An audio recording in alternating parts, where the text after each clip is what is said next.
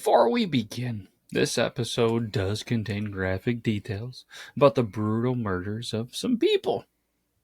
Some very young people. So, Meg, listener discretion is strongly advised. Okay. I don't know, sometimes we do the listener and viewer discretion later. I just want to throw this one out here, see if it helps a little bit, because this one, it stinks.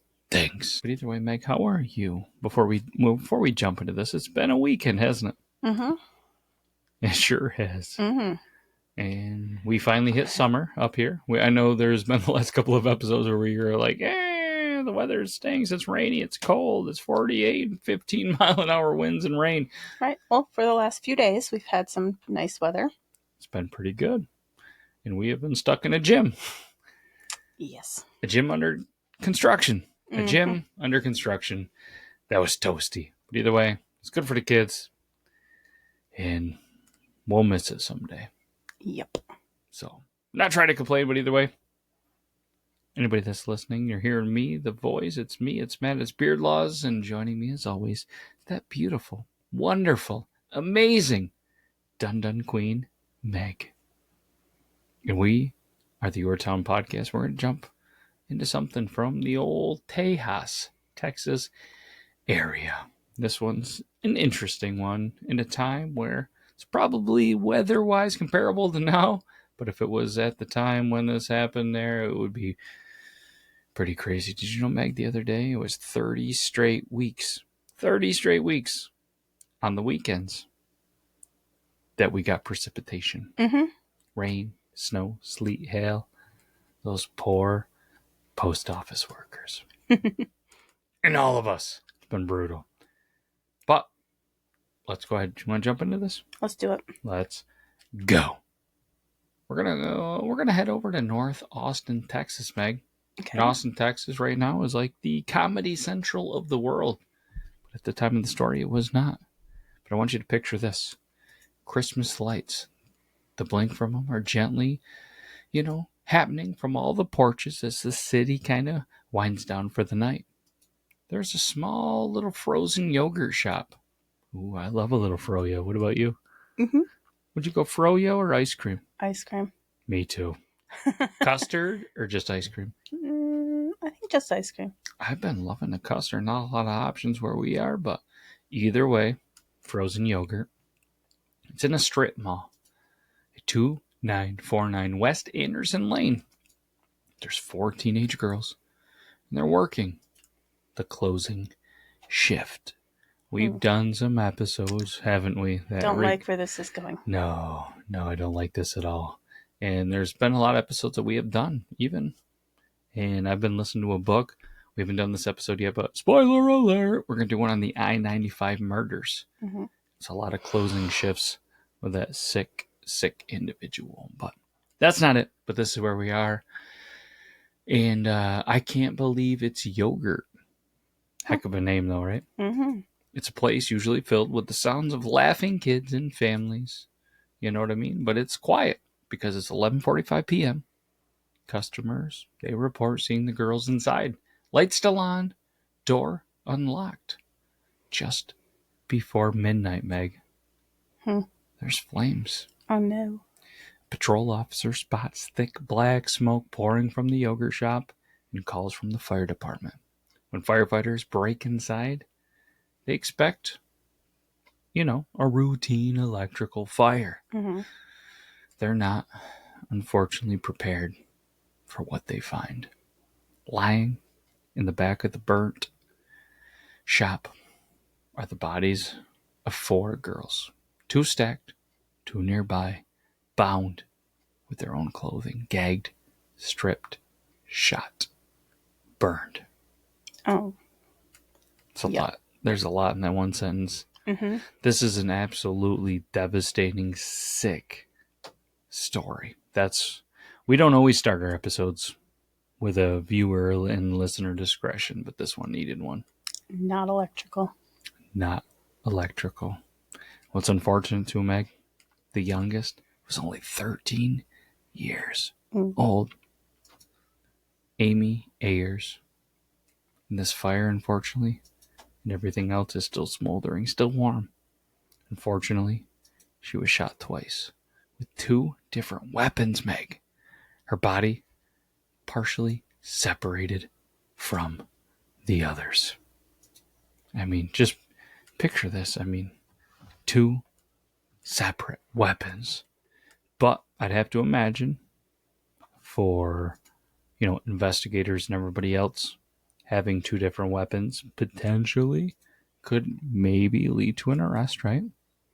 At least that's what my brain is thinking. Mm-hmm. And her body, though, again, like we mentioned, was partially separated from the others, which they thought at the time, and maybe you think it or not, but because she's not from the other ones, she tried to run. Maybe that's why. I don't know. But either way, the other girls, Jennifer Harbison, 17, her younger sister, which is ungodly imaginable. Couple of sisters, those poor parents. The younger one, Sarah Harbison, 15, and Eliza Thomas, 17. They're bound and murdered execution style before the fire was set. I mean, obviously, the scene, horrific. The fire had been set, used not to destroy evidence, but perhaps in the minds of the killers, to erase everything. But it didn't. Well, not quite, because the city of Austin, unfortunately, was changed forever. Leads, confessions, and confusion, because the case quickly became one of the largest and probably one of the most complicated homicide investigations in Texas history. Over 50 officers were assigned. More than 1,200 suspects were interviewed. 1,200 suspects, Meg, were interviewed. That's a lot of suspects. And people all across the country started to call in tips. The hope, it's there. They're going to find this person, right? Mm-hmm. And then, let's build that. The confessions, they started to come, dozens of them.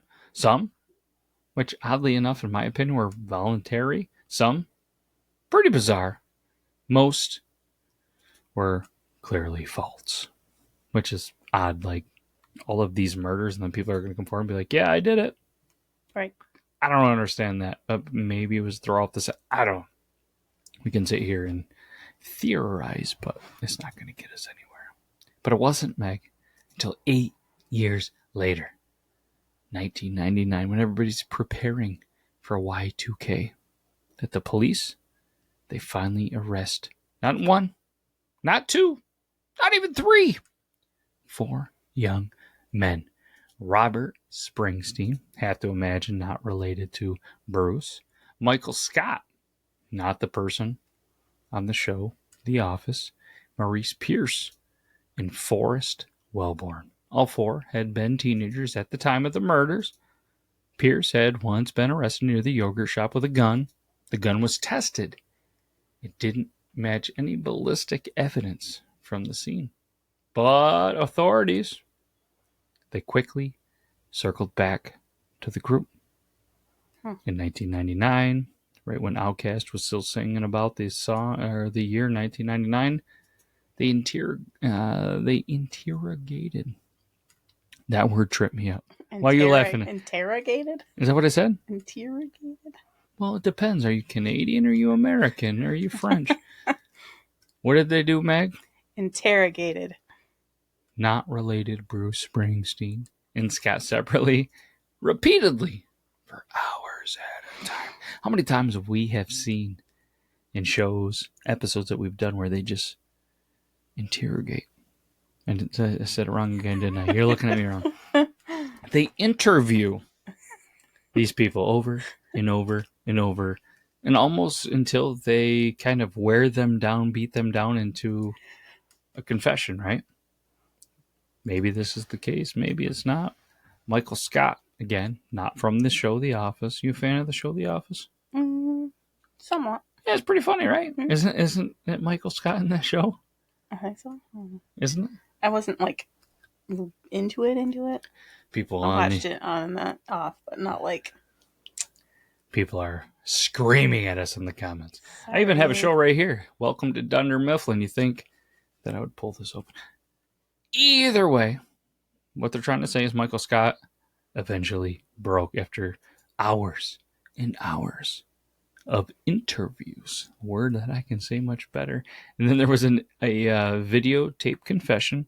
He described tying up the girls, watching his friend do nasty things to one of these girls, and then lighting the fire. But the confession doesn't have a lot of consistencies.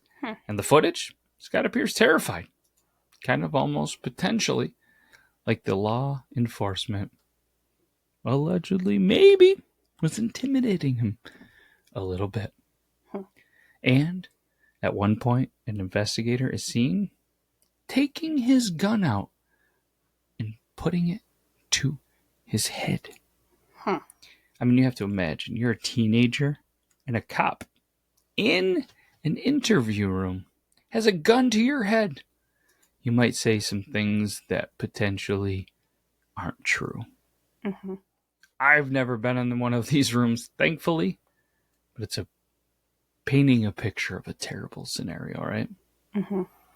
Robert Springsteen's confession then follows.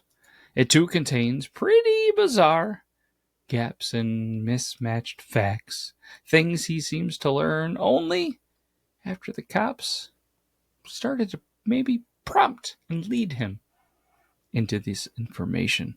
There's no physical evidence tying any of these four men to the crime scene. Despite that, Scott and Springsteen, they were convicted, Meg. Pierce and Wellborn, though, they were never even tried. To many, felt like closure. But that closure, Meg, it just wouldn't last.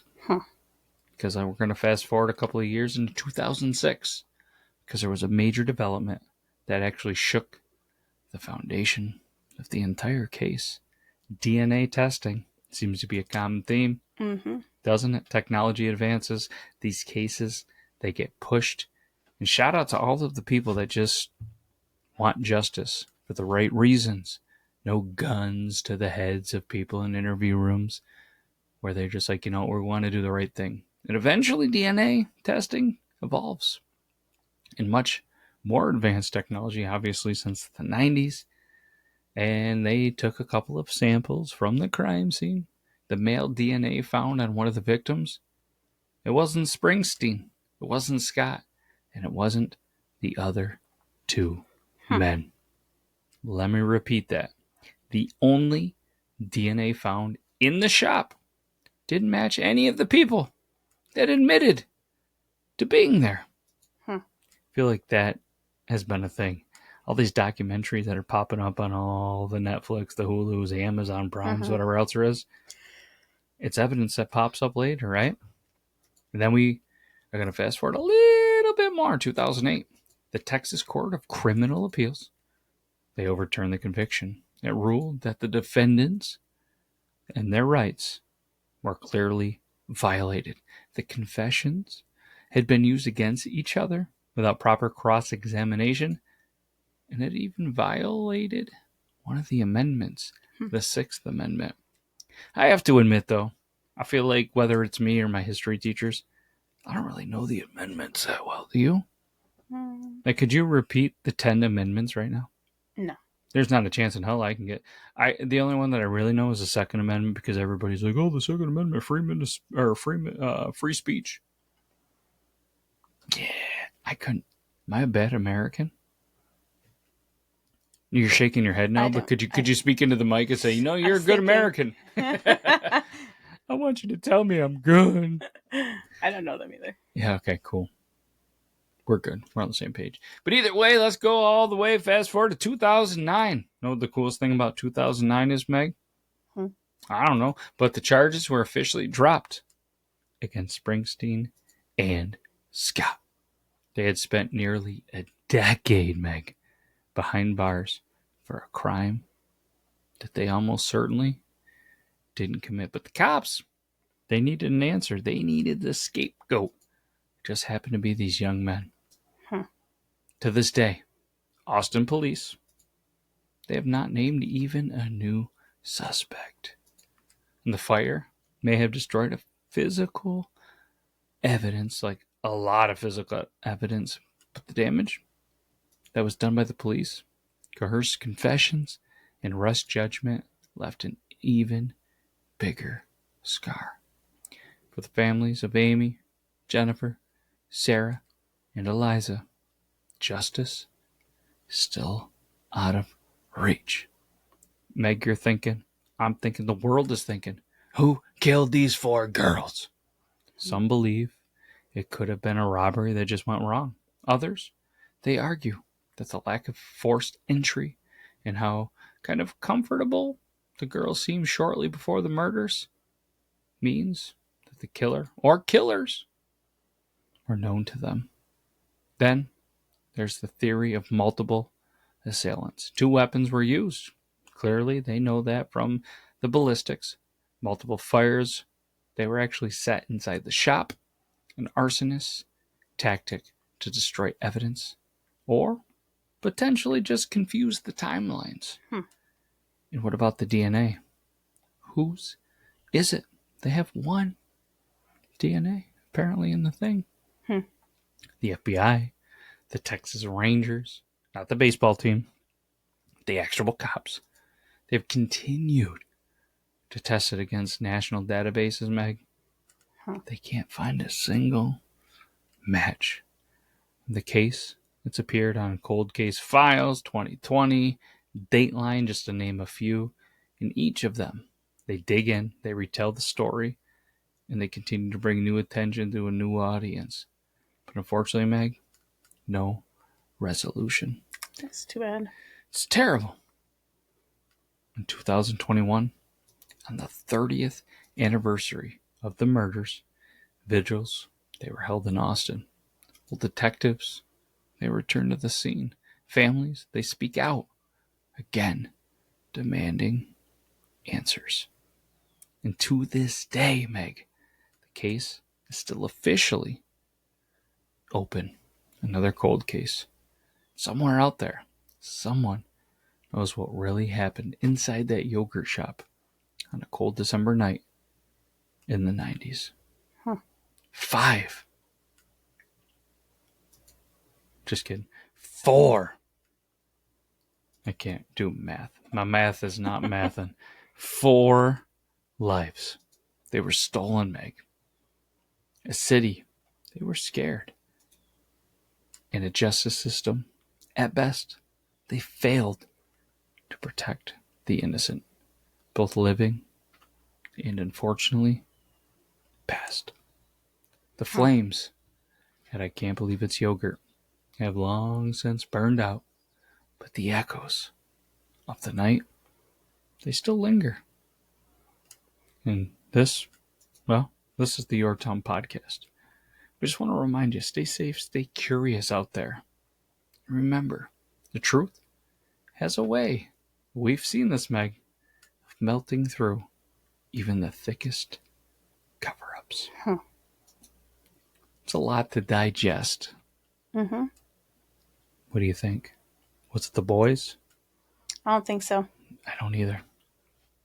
We've seen a lot of things in this show from doing the research.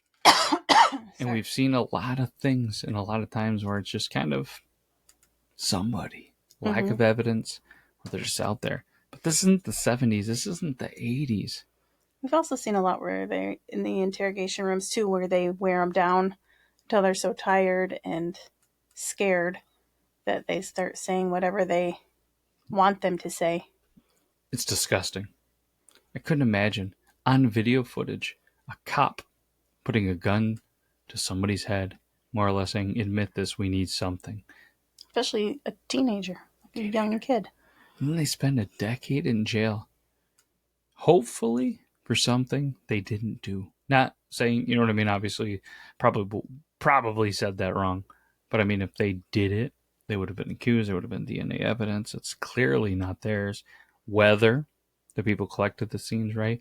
But you'd have to imagine if they did it, then they talk in jail. People talk. We've seen it in these stories where all of a sudden you say that you tell somebody and then you're there. There's nothing. 10 years.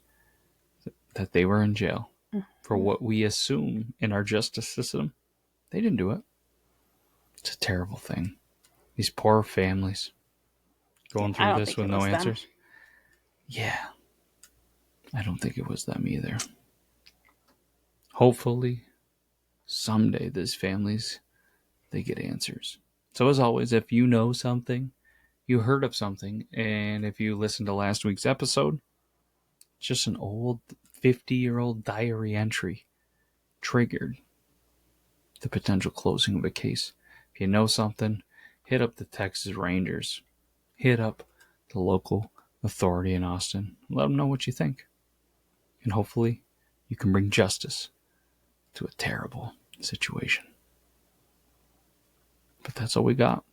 It's been a weekend, Meg. We'll end it on that little bit of a somber story. Mm-hmm. We didn't have yogurt, but we did have some milkshakes from the Five Guys. True. And there was bacon involved. Yep. Strange addition to it, but Yes. I liked it. It was good. It was good. No yogurt, straight No ice cream. yogurt. It's been a weekend. Mhm. And hopefully everybody else out there. I think we officially ended the 30 straight weeks of precipitation on the weekends. I don't think we had any, did we? I don't think so. Welcome. We finally hit summer in almost the second week of June. Mm-hmm. But either way, Meg, can't thank you enough. I know you love being the co-host of the Yore Town Podcast. And you loved spending the time in the studio. Hopefully everybody else loved it as well. Want to do it again next week? Sure. All right, let's do it again. We'll be back. Take care, everybody. Bye-bye. Bye.